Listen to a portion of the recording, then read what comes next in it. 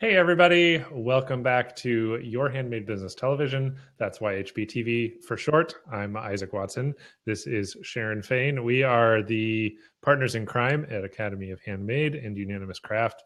And we're back for another month of weekly YHB episodes. We've been having a lot of fun doing it this last month. If you signed up for our Octobers, you can go back and watch the replays if you like. If you are new to this, or if you're watching on the replay for the first time, this is our weekly webisode series where we show up here on Crowdcast every Thursday at 2 p.m. Pacific time. And we go deeper on our monthly themes, which we discuss in our newsletter and our podcast and in our private community. We're really excited in particular because this month we're starting to line up some guests here and there to join us for these webisodes and give us a little more insight than just us two talking heads. Because sometimes, I don't know, we don't know everything, I suppose. But that's coming soon. We'll be announcing those guests as we confirm them. But this month, because we're in November now, because time flies and we're having fun, we are talking about self-care. That's the overarching theme for this month in the Academy of Handmade world. And this week in particular, we are talking about craft show burnout. Now, as we like to do, we have a poll that we've set up that we'd love for you to vote on. We'd love to know what burns you out the most at craft shows. We've got some fun points to share with you today, and we're excited to have you here. While you are all trickling into the broadcast, please feel free to introduce yourself in the chat. We'd love to know who you are and where you're from. See some people we know already, like Brandy Davis. Hello, Brandy. I like that she said November. So much fun. Ha ha ha ha. I feel like this says ha ha ha is like some sort of like crazed maniacal. Oh yes, like a yeah. Definitely maniacal. Well, that's why we're talking about self-care this month, Brandy. This is exactly why, because we know that it is maniacally crazy. So yeah, anyway, if you are new to Crowdcast, you will see the chat area on the right where you can chat with other people that are watching. We do tend to keep our eyes on that if you have questions, but if you definitely have a question that you'd like us to answer, there's a button down below the video called Ask a Question where you can enter your question and upvote questions that you see other people have, and we'll get to those as we go through things. Am I forgetting anything else, Sharon? No.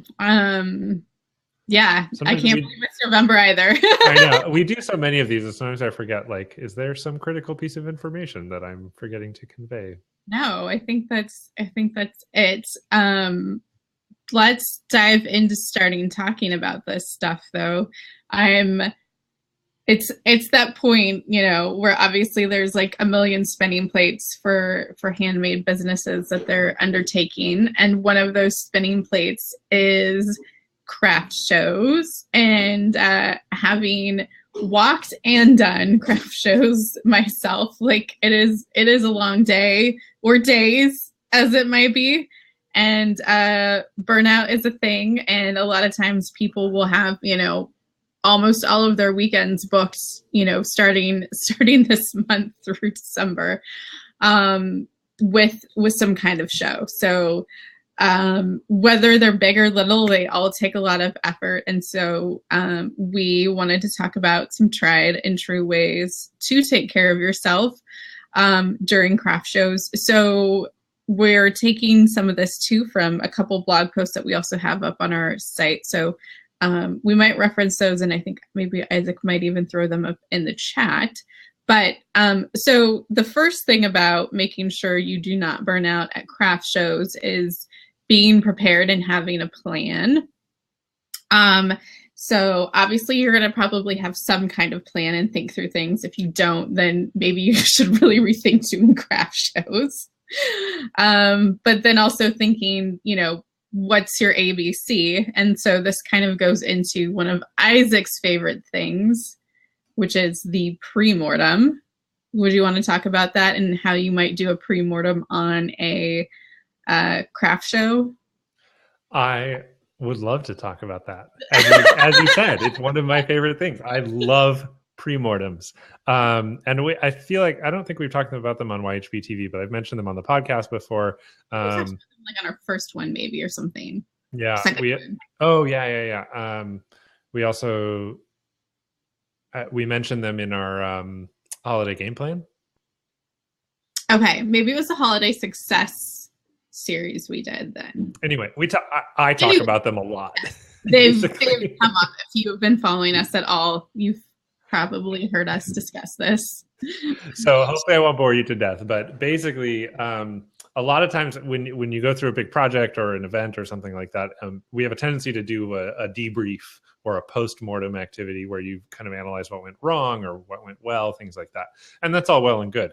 But a pre-mortem is a really fantastic way to spend some time before this happens and identify all the possible things that could go wrong and focus then on what you have the most control over and what you can be prepared for as a way to set yourself up for success.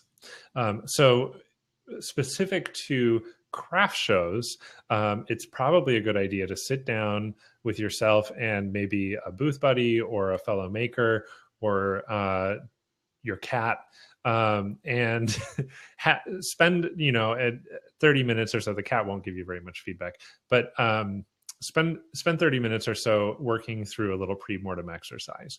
So in this exercise, you're going to go through a couple different steps. First of all, you're going to start by completely catastrophizing everything that could possibly go wrong with your craft shows. We're talking everything from your product gets wet to your tent blows away in the wind to a fire in the venue to whatever it is. You're going to identify everything that you could possibly have happened to you that would be bad, but you're not allowed to think of any solutions. Just write down a list of everything that could possibly go wrong. Then you go through and you cross out. Then this will probably be a very long list. You'll just keep going for a while. You might have a couple spare pieces of paper handy. So once you get through that and you're completely depressed and full of anxiety over how terrible the season's going to be, the next step is to go through and group similar things together while also eliminating anything that you don't have direct control over or that has a built-in action plan. So like, you're at the convention center for a big holiday show and there's a fire. Well, the convention center has an evacuation plan and staff on site to help, so that you kind of can let go of because you don't have control over it, or there's already a plan in place.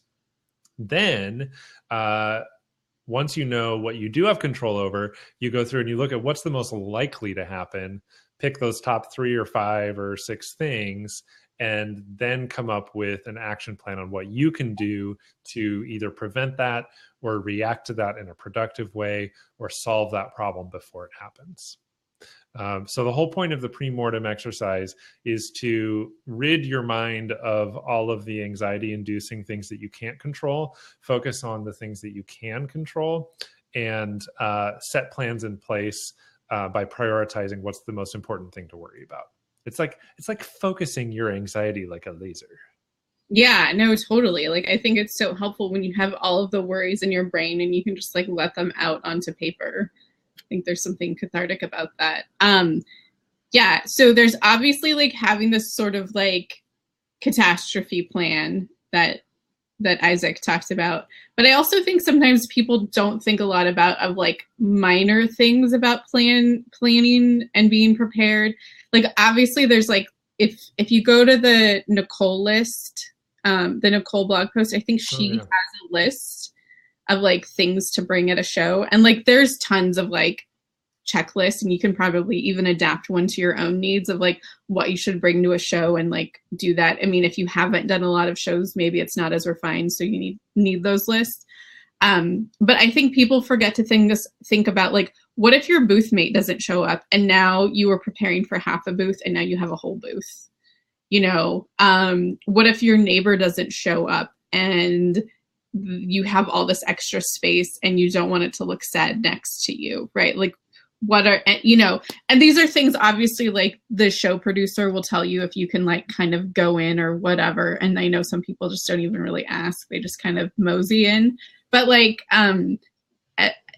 there's usually stuff like that can happen that if you haven't like thought out a different layout for how you're doing what you're doing, it can be bad. What if you don't have a back to your booth and you have this really weird neighbor behind you? Like, how can you create a back to that? Or what if, there's a show here that usually has like pipe and drape every single show, and then all of a sudden they took out the pipe and drape.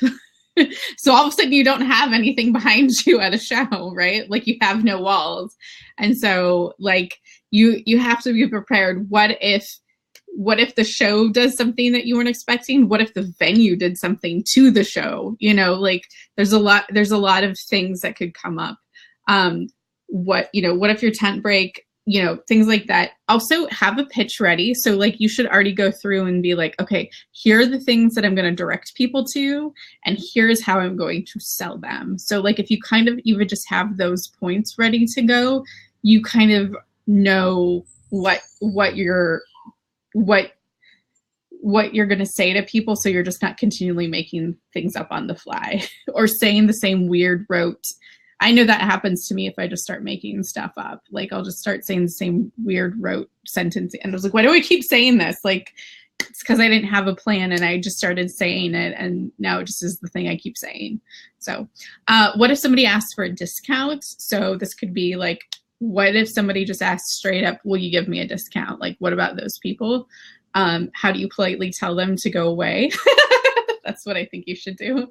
But there's other things like, what if somebody's like, I want to buy 5 of these. Do you offer a discount? So there's other scenarios where you really might want to offer a discount to somebody, but you haven't even thought about that. And if you haven't done the math or haven't figured that out ahead of time, then you should not really open your mouth because you might very well give them some really absurd discount that you're losing money on, Mm-hmm. So think about that.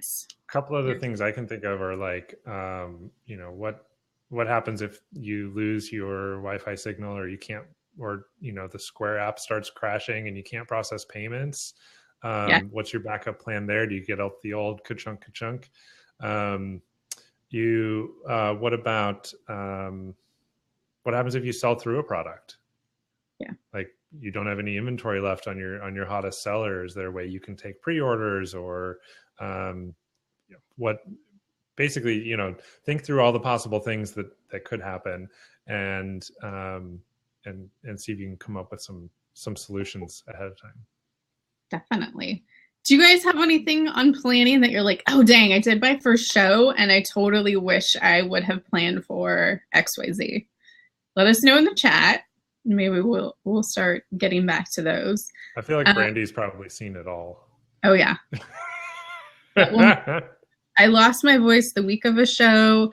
I had a large notepad with 10 responses written out to show people. Wow. That's crazy. Did that work, Brandy?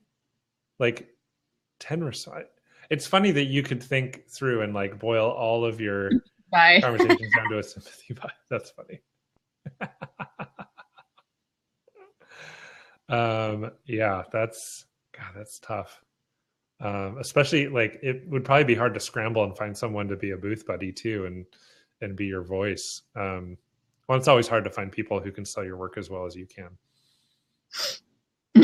That's tough.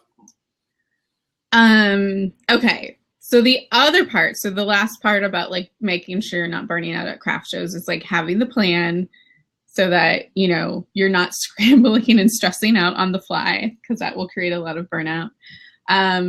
But taking care of your physical needs is a big one. And I think can be easy to forget because you're so focused on the product and getting everything looking pretty. So I think things that you need to think about is like having a chair. And the chair that you might often get with the venue or at the show is going to be a low one. Think about having maybe a chair that's like a taller, more stool-like chair, so that you can be sort of at the height of customers, and that like when they're in your booth, you can like be more at eye level with them instead of like all the way on the ground, hunkered down, doing. No, you're not like, yeah. Hi. Oh, Welcome yeah. to my booth. Well, or even if you're sort of like whatever, it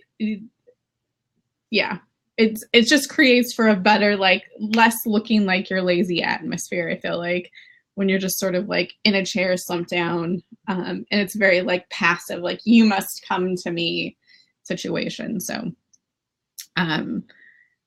So think about your chair situation and how you can best accommodate sitting down while also not looking weird, lazy, and passive.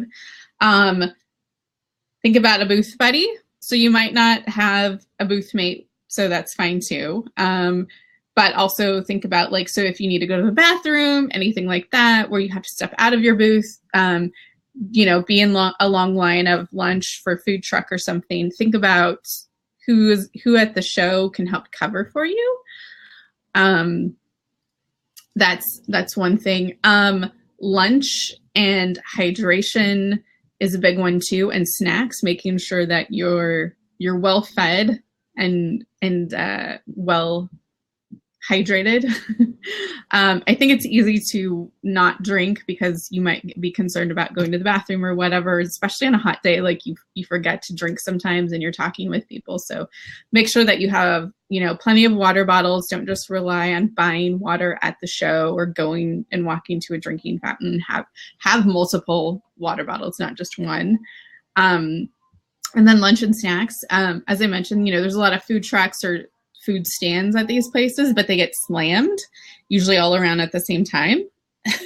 So make sure you have a plan for that you're not only relying on one thing for eating, that you have all this, and making sure that like this is, I definitely am a person that gets hangry, and my husband knows this. So like if I am in a mood, it's like, okay, you need to eat, like, and being able to recognize that the hunger symptoms are not always, your stomach growling, but it could just be other things like fatigue, losing your voice, other things, getting grouchy. There's other things, getting a headache, that can signal that you need to eat. And it's very, very easy to forget to eat when you are in the midst of like, constantly talking with people and having to smile and things like that. So, yeah. And then the other physical need is, I think, making sure that like your body is like at the appropriate temperature and dry. And not sunburned. So, I mean, it's easy to forget things like hats, umbrellas for sun and umbrellas for rain. All of the things that like, if you're wearing sandals, if you're wearing tennis shoes, what if you get wet? What if you get hot? What if, there's so many scenarios of making sure that like your body is in the right place because otherwise if you're cold, it's very easy for you to get grouchy and snappy at someone. And it might be hot outside, but if you're in an indoor location where it's, they've cranked up the AC for what have you. So thinking about layers and all of that is helpful. I have to call it, I think it's funny that you keep talking about getting sunburned or it being hot outside and cold inside, because you are so obviously from Southern California, Sharon. Sure. But the opposite is also true in places like Portland, where it could be freezing outside and overheated inside. But I highly recommend a wool lap blanket, because yes, that can be enough to just wrap around you as you're seated on your stool or in your chair. Keep your legs warm. And think about all the things that you can take that can kind of double as other things, obviously like having something that you can wrap around yourself, but that you could also maybe put over your head, or that, if you have to like keep yourself warm or, dry or whatever. And think about how you're going to do all of that with the setup for whatever event it is. Even if they provide you with a tent, like what if there's a hole in the tent? You know, you have to think about like there's just crazy scenarios, which is why you catastrophize earlier. That's right. So Marley says rain boots because mud. This is so true. The terrain of an event is crucial for getting prepared and having your physical needs met. So especially if it's at a county fairgrounds or, you know, any kind of park. Yes, such as the cornfields here in Los Angeles where Renegade happens. Oh. That place is always interesting for things. We'll see. They're having it back there this year, so this is the first year back after a few years. The last one is keeping your head in the game. So making sure that you are not psyching yourself out while you are there, which is very hard. Let's see. I'm curious to see what the poll numbers are. Do you want to pull up the poll numbers, Isaac? So our poll, what burns you out the most at craft shows? The options were the physical part, standing and tearing down / setting up, dealing with people, worrying about money and sales, or the long days and absence from other work. The two top, with 2 votes each, 2 top options were the physical part and dealing with people. Yes. So, which is the dealing with people part, which is where I think this is kind of coming in with keep your head in the game. It's mostly keeping your head in the game because of people situations, I feel like. And there are 2 kinds of people situations, which are other vendors and obviously customers. So one thing that happens a lot at craft shows is a lot of people start talking like, how are you doing? What are your sales like right now? Blah, blah, blah. And while at some level, the show gossip can be fun, it can also get in your brain if everyone else is having a great show, but yours sucks. So, I mean, it can obviously make you feel great if you're having a fantastic show. But I also think when people ask other vendors, like, how is your show doing? And people are like, great, great.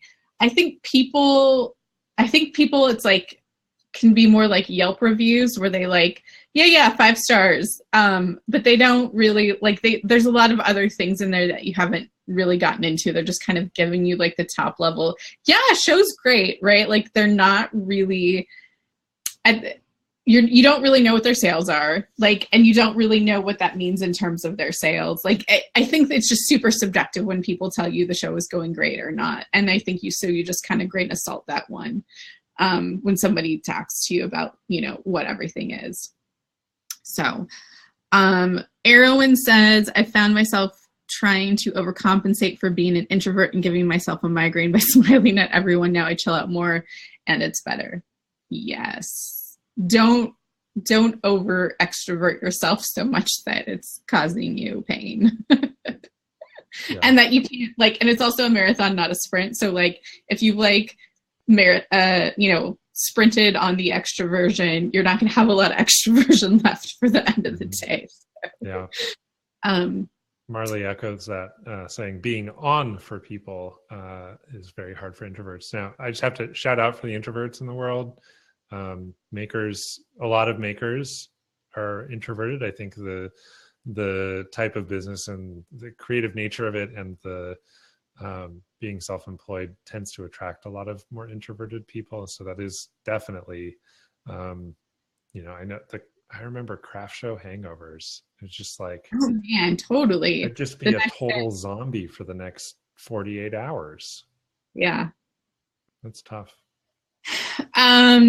Okay, so the next one is the old PMA, positive mental attitude. Going in with, that everything's great, whatever, if you need like a mantra, if you need whatever to sort of keep your spirits up during all of that, I think that's huge. One of the things that I think can contribute to people not having a positive mental attitude is the ongoing no's to their sales, right? Like that you will hear more no's yeses at anything that you're going to be selling at, right? Like more of the world is saying no to you all the time than it's saying yes. It's fine. Like it's just, no matter even how big of a sell you're having.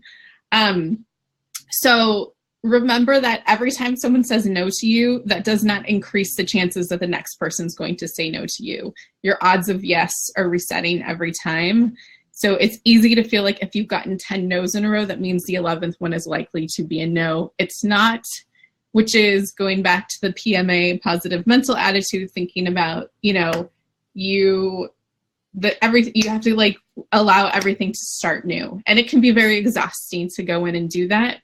But like as soon as the bad thing happens, you have to put it out of your brain and move on and dissect it later, even if, you might need to write it down, whatever it takes to get rid of the bad vibes of whatever just happened, do that, move on.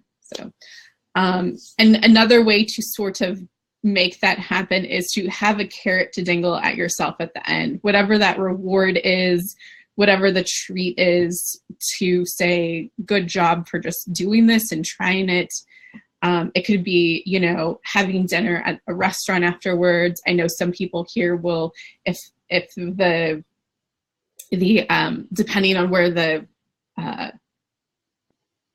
show is, even if it's just in town, like staying at the hotel that's right across the street from the venue or near the venue, so that you can just kind of be like, I'm just detoxing and I'm going to treat myself to this as part of the, whole thing. Obviously, some of these things are more expensive than others, but what is the carrot that you can really reward yourself with? And maybe a few carrots if you can think of it. So being good to yourself built in is a big thing.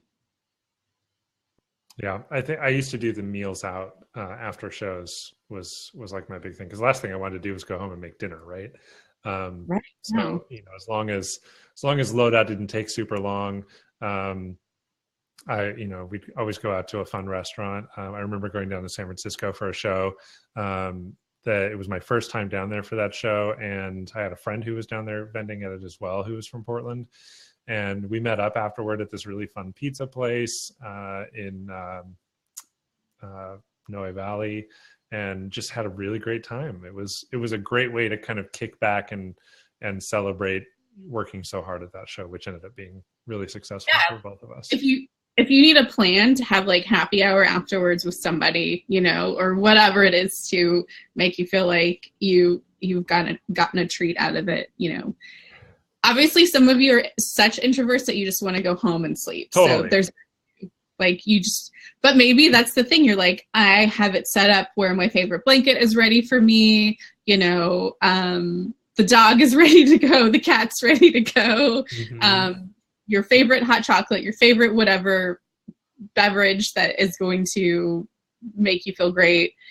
You've instructed your significant other or already Yelped ahead of time a to go order of something that's going to come to you when you get home, whatever it takes, right? Yeah. Like think about like how you can make the decompression process after as seamless as possible. Yeah. I like Brandy's suggestion. She says she gets a bottle of champagne after each show. If it was a good show, it's celebratory champagne. If it was a bad show, it's consolation champagne.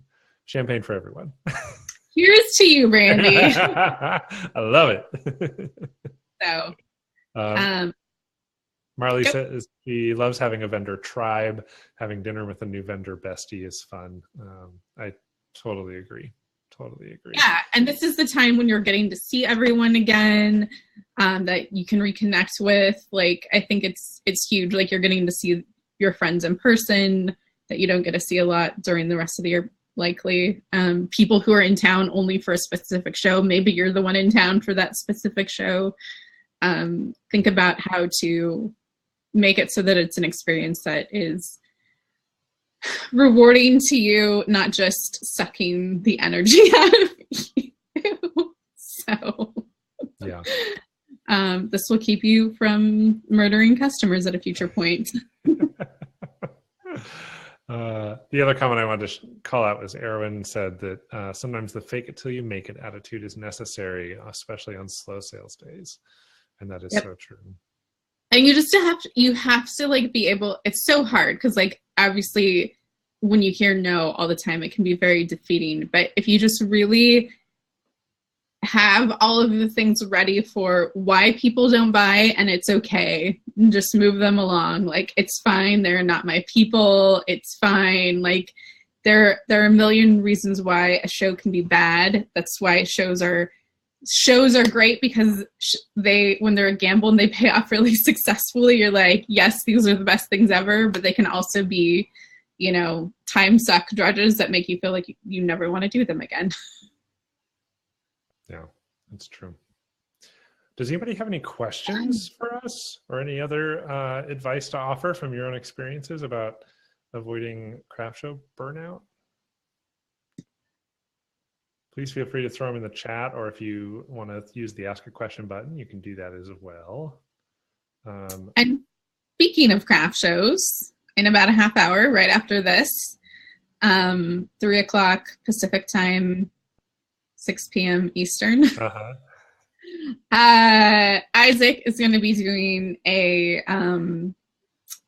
webinar on getting your booths ready. So if you cannot make it, it's going to be available for replay as well too. Mm-hmm. So I'm going to be doing it with Libramos of Ramos. I always do that. The Ramos of Makers Collective, and Indie Craft Parade. Yep. So you'll want to get your booth in order. I'll throw a link in the chat for that if I can pull it up here real quick. There it is. Ooh, ask a question. We got a question, and it is from Marley. Does anyone trade products with other vendors? I don't know. Does anyone here trade product with other vendors? I know other people will, and I feel like, obviously it's at the end of the show where there either be sales to other makers or other vendors. I mean, only trade if you really feel like the trade's valuable too. Don't feel pressure to trade. Yeah, I used to do trades, especially at the smaller shows. Like, as things slowed down at the very end, the vendors would start walking the show and offering trades. Sorry, my dog's getting a little needy right now. We would do trades occasionally. I would always get into the awkward situation where I didn't necessarily have anything I wanted to trade for, which can be kind of a weird conversation to have with people, but that's just the nature of it. It's just like shopping, right? Oh, it's not for me. Yeah, I think I would do, because if someone's like, wants to trade with you and you're like, oh, I don't do trades, and then you've traded with somebody else, that's not good. Yeah, that's true. I'm just offering a discount to another vendor it's easier. I would just caution people to be conscious of, like, when you're doing a trade, it's really easy to look at just a straight retail dollar value trade amount, or you can tend to like justify, well, how much did that actually cost me, and what's that worth? And I wouldn't get too deep into the justification game, and just make sure that you're actually trading pretty much across the board as best you can tell. That's a smarter thing. So Ginger says, if you can, scope out the venue beforehand to know if your booth is in a decent place. I have been stuck next to utility access and had to move 3 times in one day. Yes, those are things to plan for. Like, what if there's a pole just going right through whatever it is, that your booth or your table? What if all of a sudden you get a prime corner spot? How are you going to lay out your booth? There's a lot of things that you have to think about, how you deal with stuff. Sometimes the pole through the middle is a blessing. Sometimes it is a curse, It's true. You have to think about what those things wind up looking like. So, yeah. All right. Erwin says that she always trades. It's a great way to get gifts and treats for yourself. It's true. Yeah. I think at the holidays, it can be worth the shopping for other people with because you're less likely to just be keeping it for yourself. You're thinking about well, I want this for my cousin or whatever. And sometimes it's just worth it to get the thing there and not have to go shopping or, whatever. It's true. Getting it shipped to you and just get it right there. So, all right. I think we're probably done, right? We're wrapping up. We're actually a little overtime. What? We've been having so much fun talking about craft shows. Yeah. So next week we're going to be talking about, November is self-care. Next Thursday, same time, 2 p.m. Pacific, 5 p.m. Eastern. We're going to be talking about working with chronic illness. So I thought I changed that one. I think it's supposed to be listening to your body. Oh, listening to your body. Mm-hmm. It's going to be basically thinking about your physical health and working and self-care within that. So just in general over the holidays, and this is a prime time when, if you have a chronic illness that can really start to get triggered and flare up. And it can also be a time too when people make themselves sick. Mm-hmm. So thinking about that and listening to your body, that is going to be next week. So we will see you all then. Make sure to also register for Isaac's Better Booth webinar as well today too. So I was going to also add, so self-care is kind of a broad topic, and I think there are a lot of fun ways that we're diving into things this month, both with the topics in YHB TV here, but also on the podcast and in our newsletter. So I just wanted to give people a sneak peek that the two people I'm interviewing for the podcast for this month, or that I have interviewed, are a doctor. I talked to a doctor. She's actually a naturopathic physician who has found an interesting niche focusing on de-stressing and self-care. So I'm excited to talk about that. And then Erwin, who's joined us today, was I also interviewed about dealing with chronic illness in particular and how that affects her business. So make sure you subscribe to the podcast if you'd like to learn more. If podcasts are your thing, here goes a link in the chat so you can check it out. Those come out on the 2nd and 4th Tuesdays of every month. All right. Well, thank you guys so much. Yeah. Take care.